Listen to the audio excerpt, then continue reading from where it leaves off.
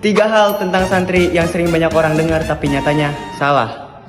Katanya jadi santri itu gak asik, namun nyatanya jadi santri itu pilihan terbaik. Kenapa? Karena di saat orang lain lagi asik main keluar rumah, kita di sini lagi ibadah. Di saat orang lain lagi asik main game, kita di sini lagi memahami dan mempelajari isi Al-Quran. Dan di saat orang lain lagi malas-malasan belajar, kita di sini punya inisiatif sendiri buat belajar.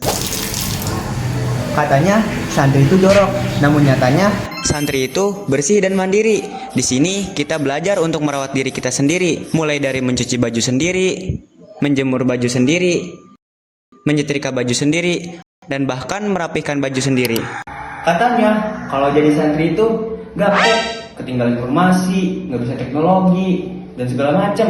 Tapi nyatanya santri juga pintar dalam hal teknologi. Santri bisa ngedit konten sendiri, santri bisa main komputer, dan bahkan santri juga bisa ngomong depan kamera seperti para konten kreator. Santri itu seru, lucu, dan bermakna. Yuk kenal kita lebih dekat.